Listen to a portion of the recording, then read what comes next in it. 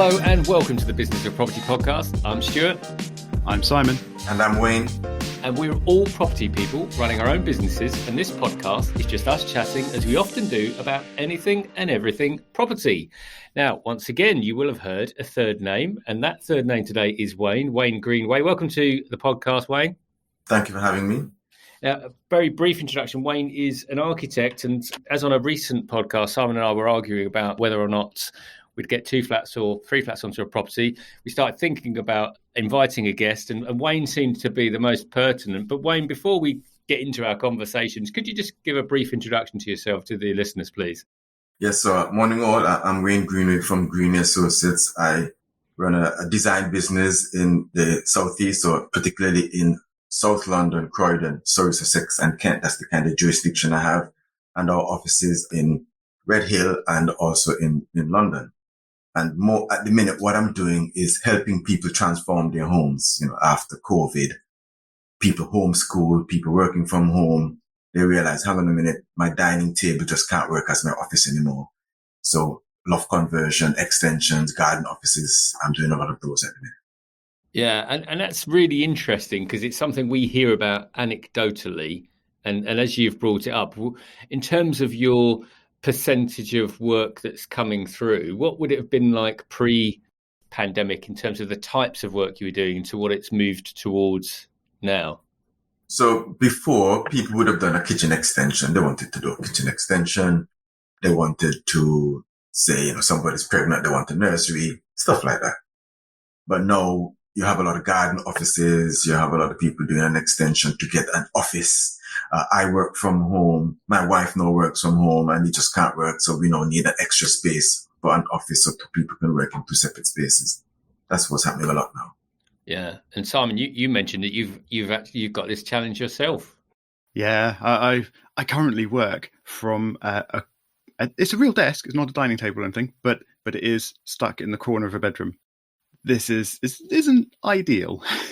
So yes, I've had sort of dream thoughts of having a garden office or maybe even sort of extending on the back of our house, but it wouldn't fit very well because our kitchen is all the way across there, and then sort of bolt an office on the end would be a bit odd. But I've also, for a long time ago, wanted to build a dividing wall between, or sort of inside one of our bedrooms, because it's plenty big enough, and you can split it down the middle. It's got windows on both sides, so it would work really well. And then we'd have a little office and a slightly smaller bedroom for one of our children.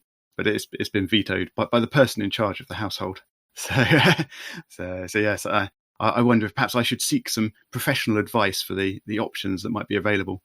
But do you find people sort of splitting up rooms, Wayne, or is it more about building out to extend? More about building out, because the building out adds value.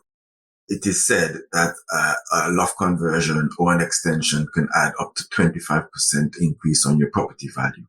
So rather than splitting the bedroom, add another bedroom. Add another room gives you value when you're ready to sell.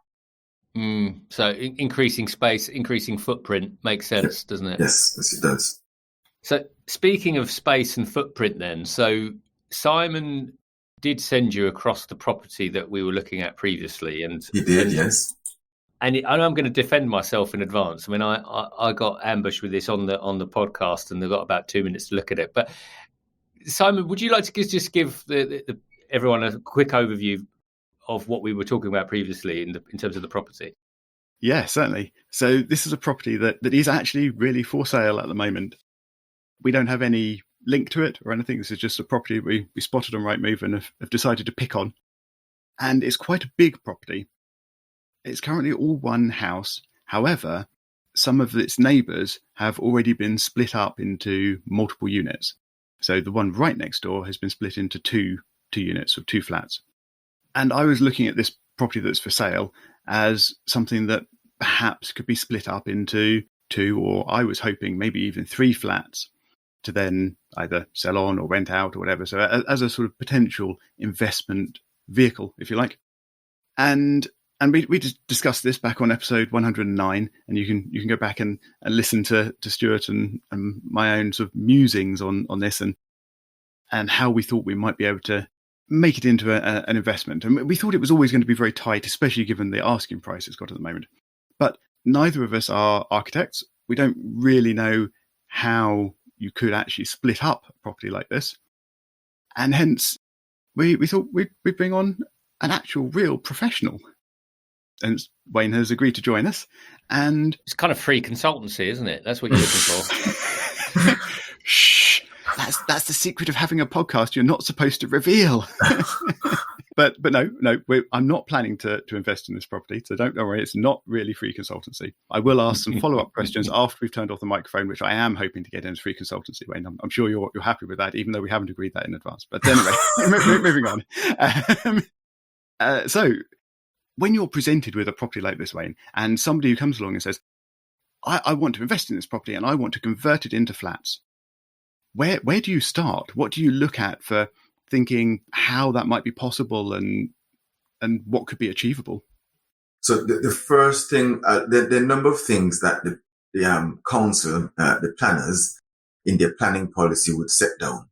So even before I go into whether it can be split into 2 or 3 flats, the first thing I look for is, can it be split? Meaning, will it meet the planning policy's criteria? So if this same house, whatever house, the owners of the house wanted to put an extension onto the house, they are considered by the council as a homeowner extending their own home. And as a homeowner extending your own home, the criteria is less onerous than if you were either to extend the home or to convert the home for the market. So a homeowner improving his home is different to somebody creating space for the market. And if you're creating space for the market, you are a developer adding house to the housing stock. Quick question on that, Wayne. So that's really interesting, and that's a great starting point. Based on that sort of criteria that you're thinking about, and I see it like a decision tree. First decision, you're thinking about planning policy criteria. Would you still think that if the plans were under permitted development rights, for example? So is that something that you're still factoring in at that stage, even if actually we've got the permitted development? So the permitted development rights only work. You're a homeowner, and as a homeowner, well, let's first explain what permitted development rights. So permitted development rights, or PD, is your legal right as a homeowner to adjust or alter your home under certain conditions. So think of a diet light soda, really. It's not the full fat version. It's a diet light soda with limited scope. And this limited scope means you could extend by a certain amount, but you can't do this, but you can't do that. You're allowed to do this, but you can't do that. And the criteria is, limited. So you can do certain changes to it. And when you've made those changes, as a homeowner, you, the owner, now can say, well, I've added this amount of space. Can I now convert it into flats? Because you've now added the space. But as I said before, it's not just the space that is required to determine whether a house can be converted into flats. Because as I said, converting a house into flats means you're a developer. Can you see the difference? Yeah, makes sense. Do you find that councils are willing to help developers? Because obviously they need more housing, population is expanding, and we're always hearing about a shortage of new properties. Or do you find that councils are actually much more restrictive, should I say, towards developers? Yes, they're much more restrictive. The planning department is not a help development department. It's not I'm going to help the developers. That's my department. The planning department is about enforcing planning policy. That's what the planning department does. Okay, so one of the things that I thought was good about this property was that it had its neighbour that had already been split into flats. So is that sort of a good sign as precedent for the planning department? Right. So it's a good sign depending on when that was done. So let's take a neighbouring borough. I know that Croydon Council has recently changed their planning policy with regards to the splitting of houses into flats. Because prior to this change, which is recent, the policy was that any house could be converted into flats. So they found that they were getting a lot of small houses being converted and creating squalid conditions. So now, in order for a house to be qualified to be split into flats, it needs to be of a certain size from the outset, not including the size, not including the basement or the loft. The house had to meet a certain criteria in terms of size, not including the basement or the loft, for you to consider whether this house is suitable to be converted. That's the first thing. The other thing that needs to happen is that there needs to be enough parking for 1.5 of the units. So as a homeowner, you have this one home, you have your wife and your kids, and you might have one car, you might have 2 cars, but it's one family car. You split this house into 3 flats, have 3 individual families, each with 1 car or 2 cars. Have 6 cars if the case may be. So parking becomes very important. And they say you need to be able to have adequate parking for the people who live here, and they must be able to enter the property and leave the property in the car in first gear. That's the criteria. You have to enter the property and leave the property in first gear. I mean, you can't reverse in or you can't reverse out. That's a really interesting addition to that criteria, which I was completely unaware of. I think the other element I remember our discussion about this now, and I think that one of my concerns around splitting into 3 was that actually when someone next to you only has done 2, it was more around the number of people you're trying to get in or the number of properties you're trying to get in. So that I think that was where my thinking came from originally, was actually if someone's done 2, could you really get another 3 households in? And that's quite interesting. Yeah, I mean, and I confess I'm not really sure if it would really stretch to 3. But in front of this house, there is space for sort of driveway parking, effectively, if you use what is the front garden. And I think you would get 3 cars across the width of the property. So you could have 1 car space per flat, per unit. And what about visitors and guests? Where do they park? No one visits anymore. There's a pandemic on, isn't there? I mean, there is street parking as well in this street, although it is obviously limited because lots of other people don't have driveways in this street, and hence it's often quite a busy street. But yeah, how strict are they on they're quite strict needing extra? Yes, and they're quite strict about street parking too, so you wouldn't get planning policy to park on the street.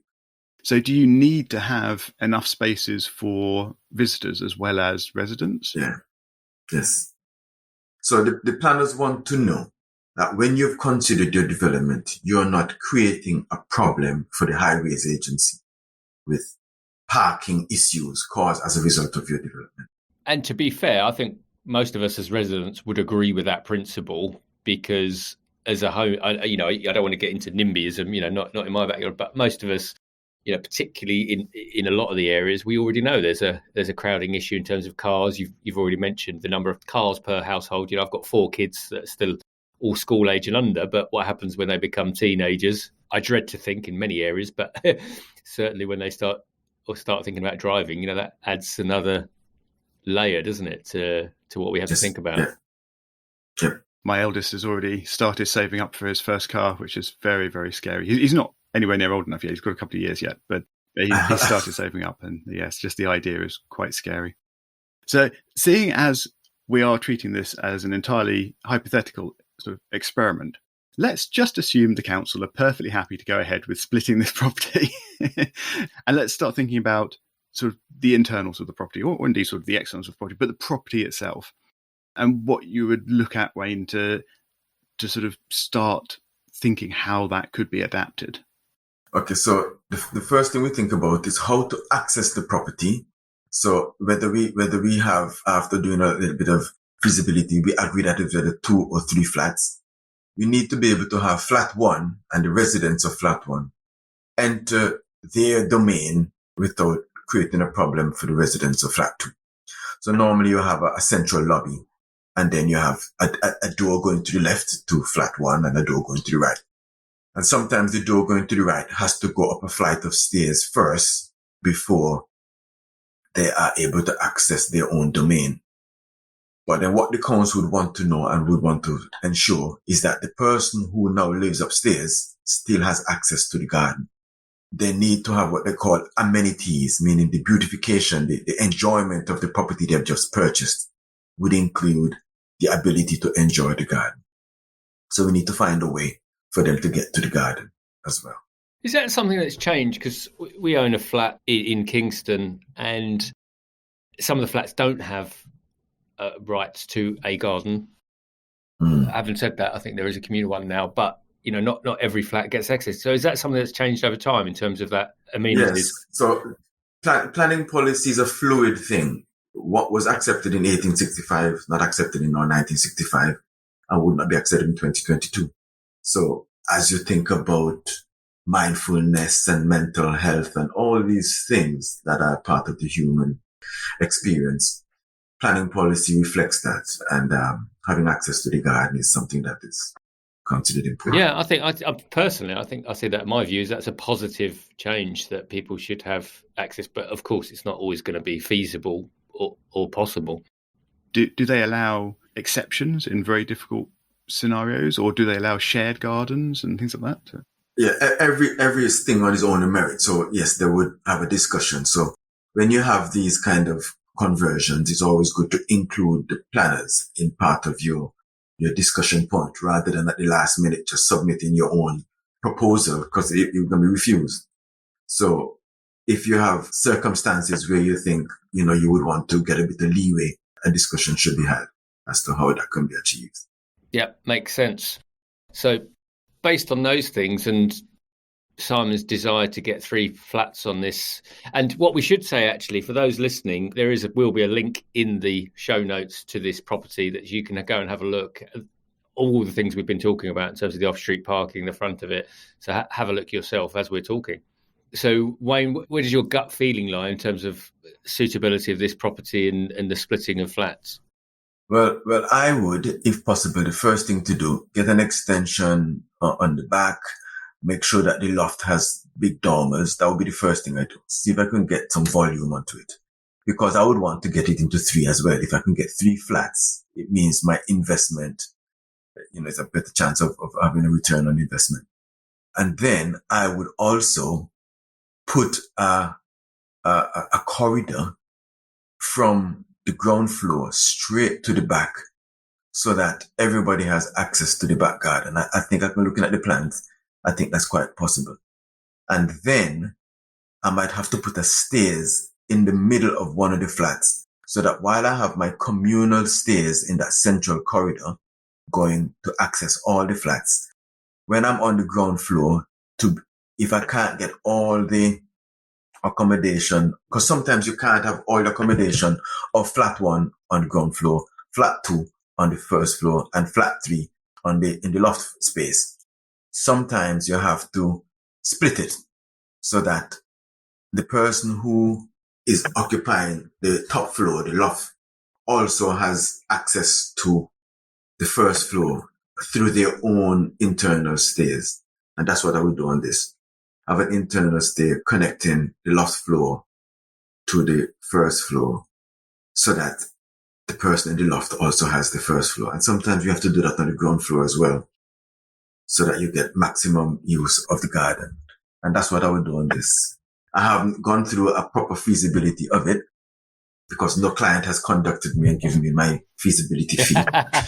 Well, any fees will be paid for by Simon, just to be really clear. So,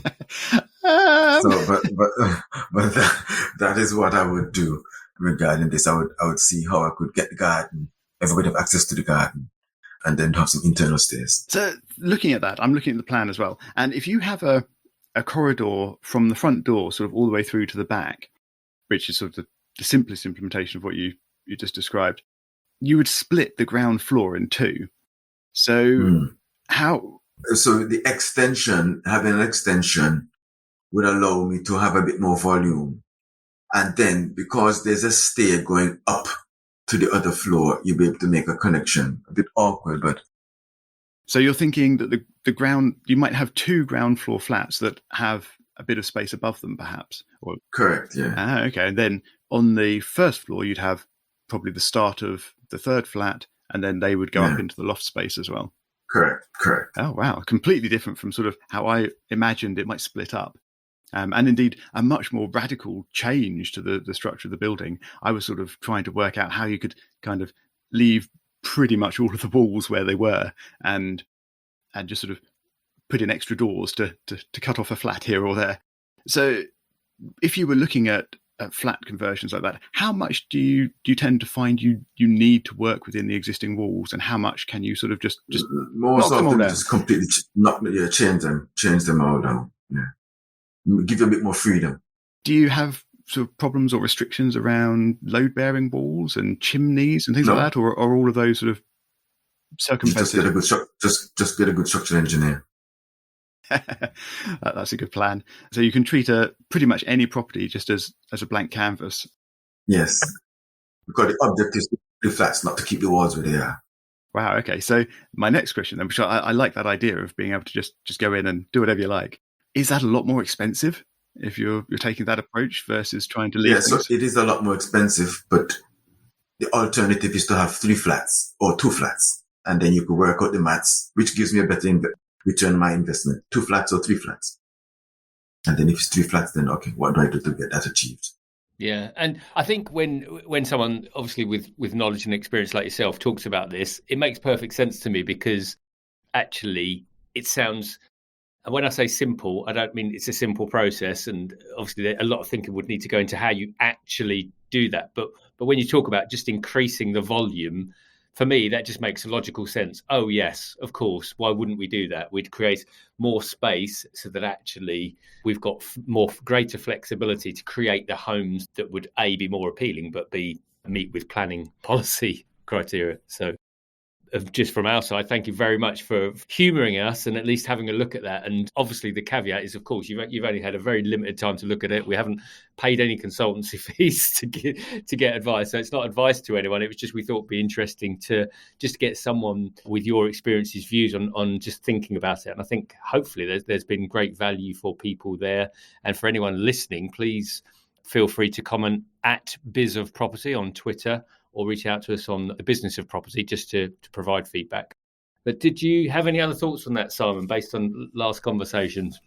Well, I was wondering about asking you, Wayne, for some very, very tricky questions now, which if you'd rather not say or commit or anything, that's perfectly okay. But if you were looking at converting a house like this, and let's just say we can put in planning and we can get approval for the extension out the back and for converting it into 3 flats.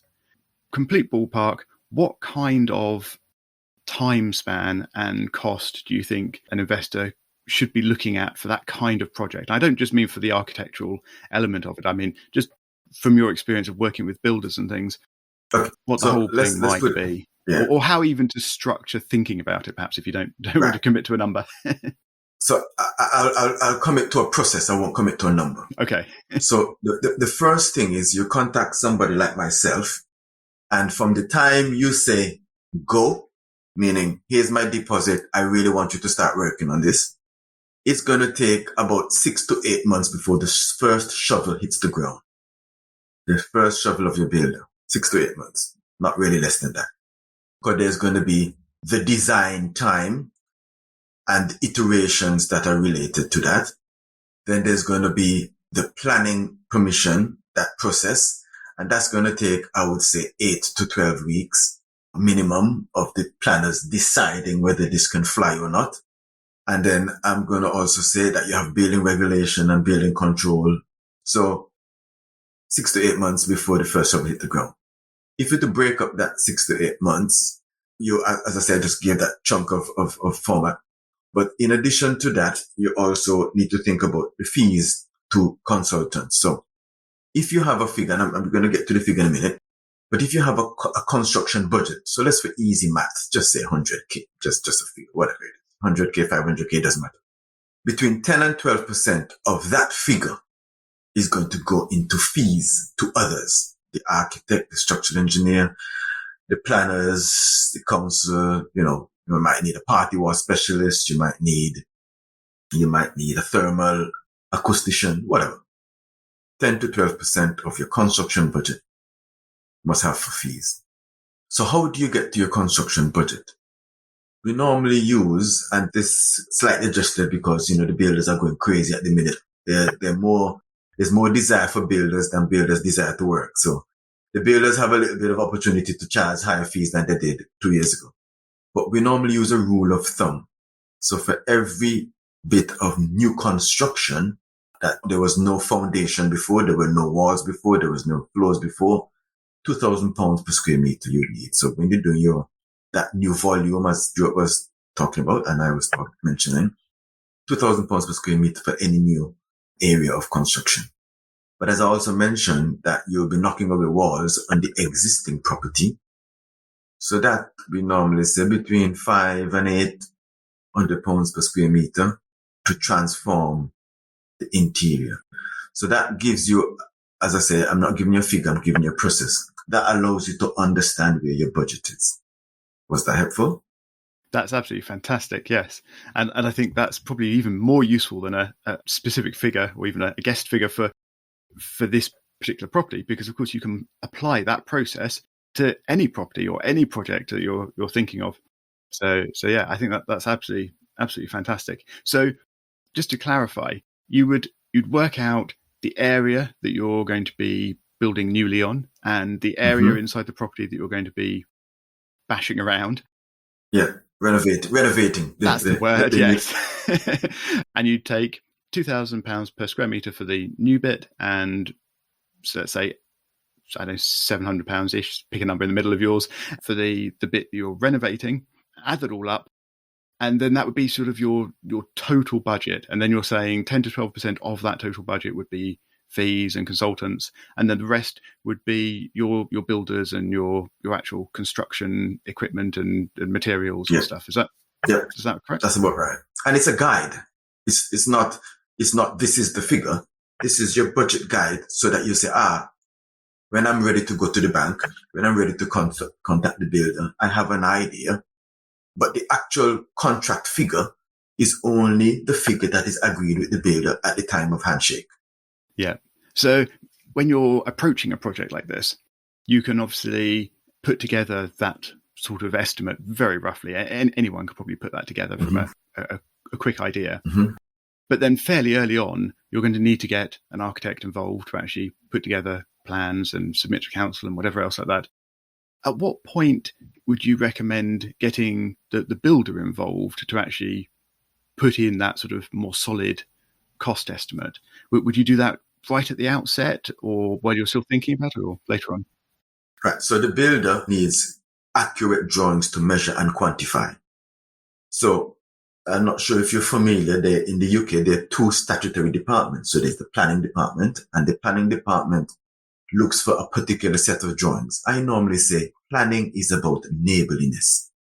The planners want to know that your proposed development does not adversely affect your neighbor's rights of light, your neighbor's boundary, your neighbor's property values, and your neighbor's privacy. Stuff like that. Being neighborly, that's what planning is about.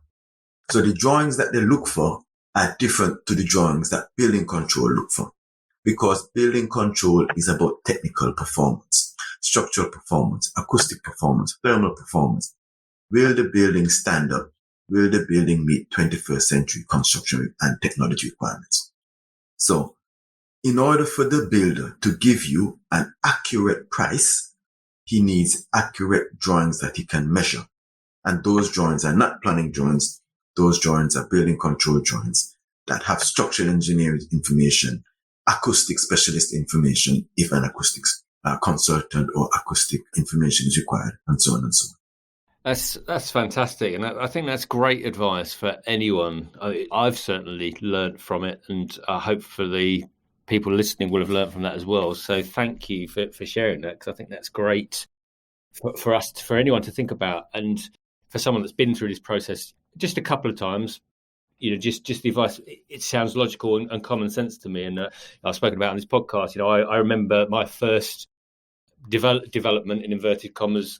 I thought I was going to get planning permission within 3 months, and of course I can laugh heartily at that now, because that was just utterly ridiculous. So 6 to 8 months to me sounds like a very good rule of thumb, and as a starting point, depending on the complexity or otherwise of the development or its location, etc.